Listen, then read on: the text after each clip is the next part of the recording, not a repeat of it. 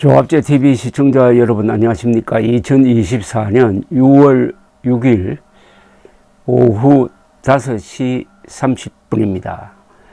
정치 천재 이준석 의원의 말과 글은 즐겁습니다.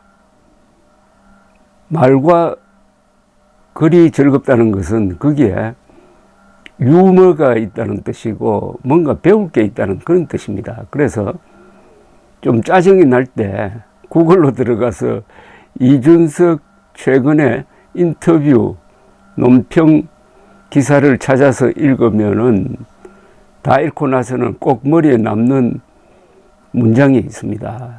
우리나라 정치인 중에서 유머 감각이 최고입니다. 그래서 우스개 또는 명언집을 만들 수 있는 유일한 정치인이 이준석 아닌가 하는 생각이 듭니다.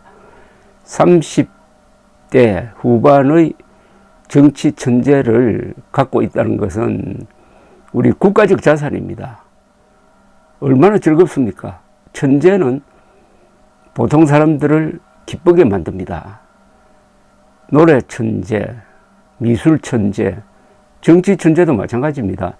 그래서 최근 며칠 사이에 이준석 의원이 여기저기 다니면서 뱉어놓은 글들을 쭉 한번 읽어보고 몇 개를 소개해 드리려고 합니다.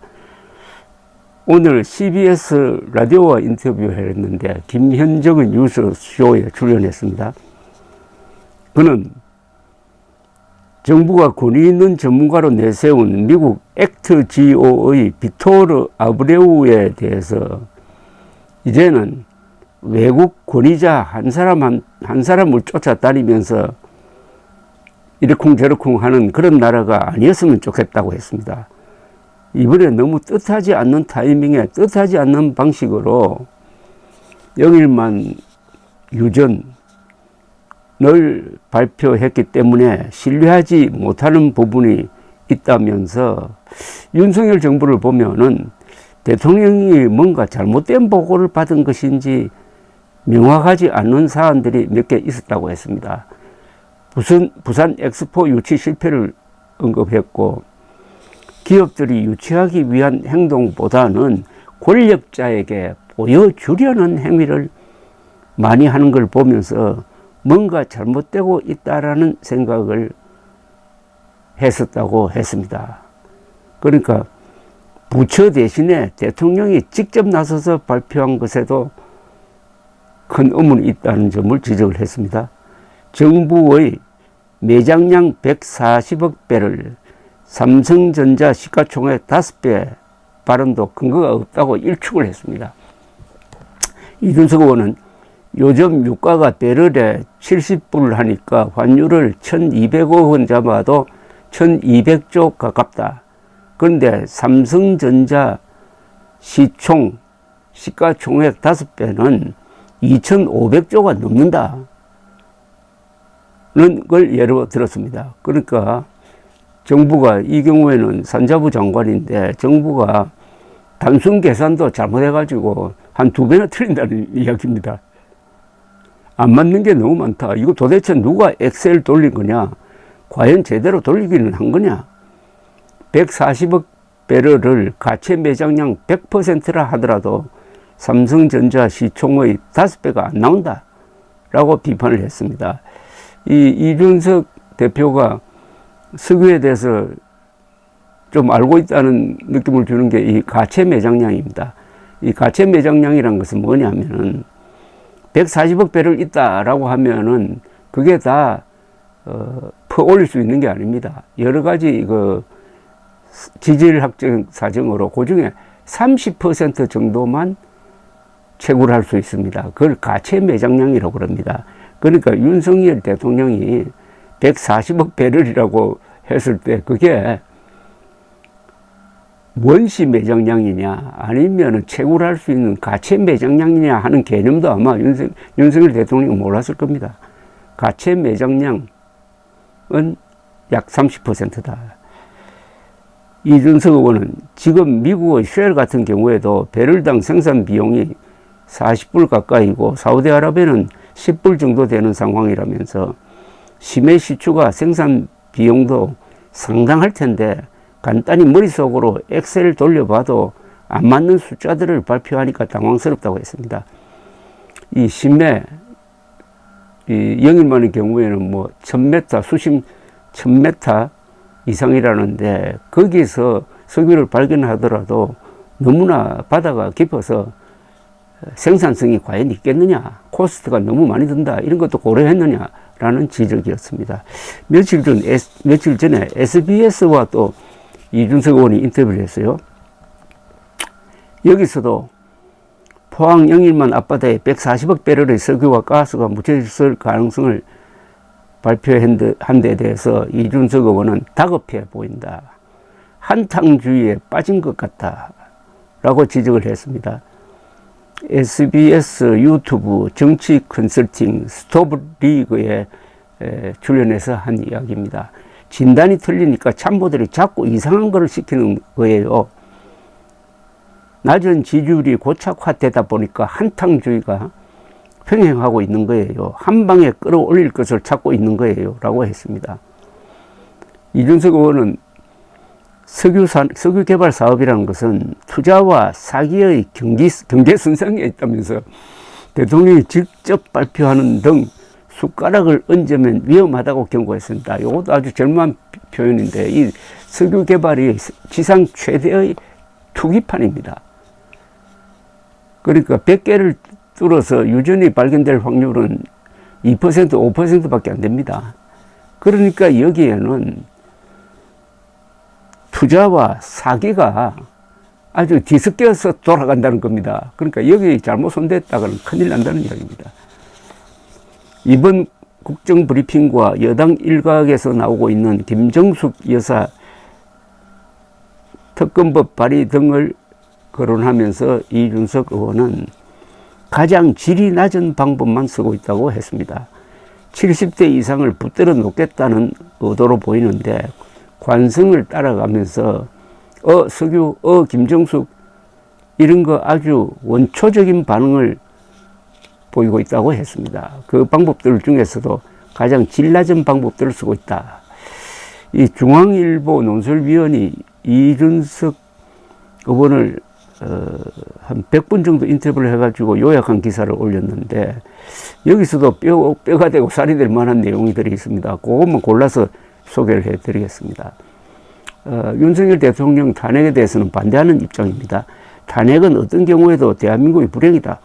박근혜 전 대통령의 가장 큰 실수는 노무현 전 대통령의 선례를 보고 설마 형사적 판단이 안 끝난 사안에 탄핵이라는 정치적 판단을 내리겠는가라며 탄핵이란 엄청난 국가적 리스크를 정치적 반등의 기회로 쓰려했다는 점이다. 윤 대통령 주변 인사들도 그런 생각을 하고 있다고 들었다고 했습니다. 또 윤 대통령은 탄핵을 피하려면은 이재명 대표와 영수회담을 할 게 아니라 자신을 지지했던 사람들과의 관계부터 복원해야 한다. 즉 자중질환이 안 일어나도록 해야 된다는 겁니다.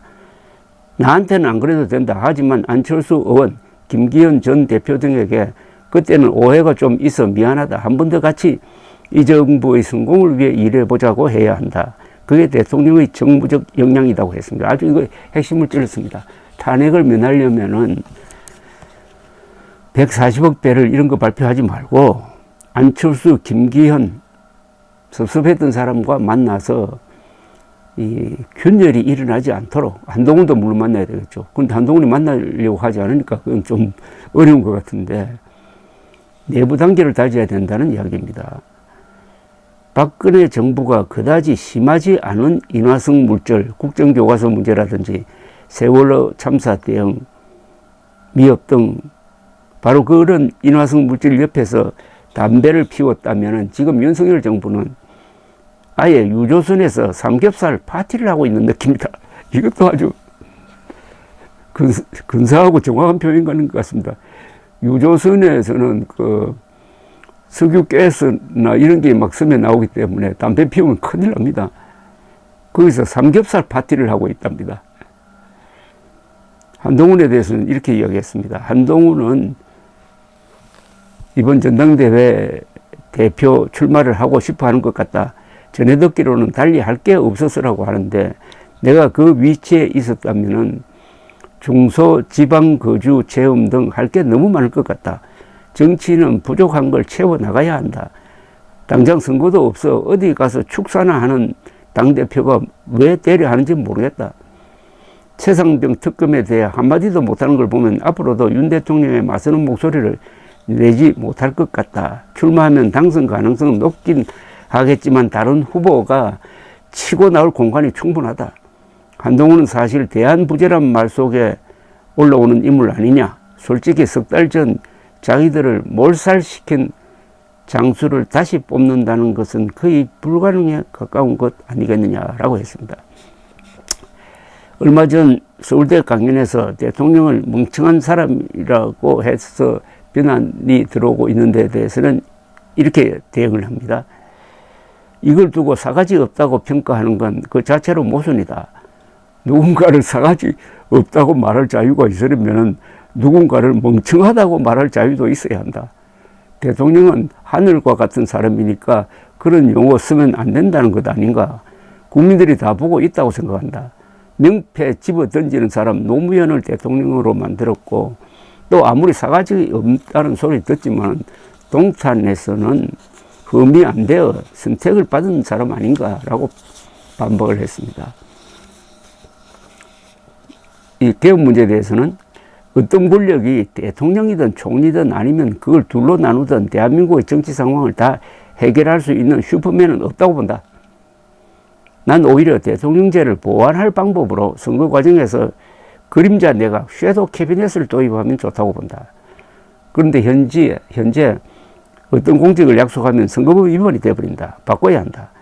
같이 일할 사람을 미리 선명하게 보여주면 정책적, 도덕적 검증이 자연스레 이루어져 청문회 부담도 많이 줄어들 것이다 라고 했습니다. 개헌을 한다면서 임기 단축안을 던지면 가장 당황할 사람이 이재명 대표라고 본다.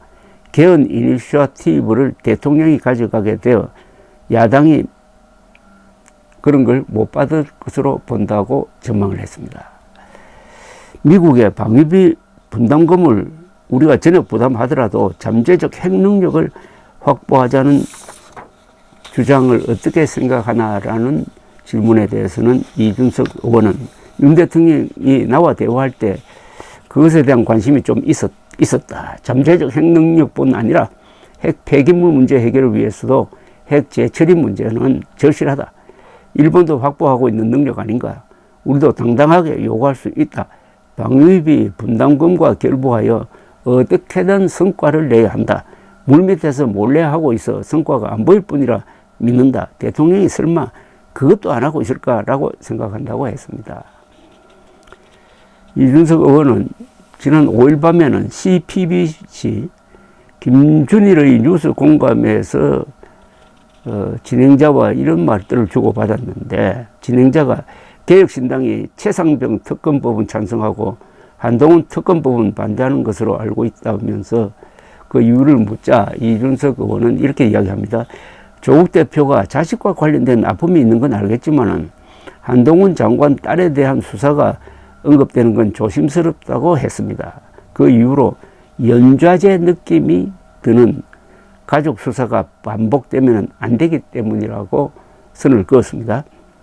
조국 대표가 나에게 가혹한 수사를 했으니 한동훈 장관에게도 똑같이 해야 된다는 논리라면 모르겠지만은 조민 씨에 대한 수사 등 일련의 과정들이 가혹했다면 오히려 조국 대표가 한동훈 위원장은 비판하겠지만 가족에게까지 수사가 미치지 않도록 하겠다고 하는 것이 정치적으로도 멋있어 보인다고 했습니다. 김건희 여사 특검법에 대해서는 도이치모터스 수사가 미진했기에 특검 조건이 성립한다고 본다고 말하면서 양평 고속도로권은 국정조사가 좀 더 국민들 이해를 돕기에 좋은 방법이 아닐까 생각한다고 했습니다. 이 의원은 국정조사는 국회에서 정의들을 불러가지고 국회의원들이 현장 질의하기 때문에 내용이 다 국민들에게 전달되어 국민들이 더 상세하게 내용을 알 수 있는 등 알 권리를 충족할 수 있다면서 반면 특검은 검사가 사람을 불러 취조하기에 좀 더 강력하지만 밀실에서 이루어진다.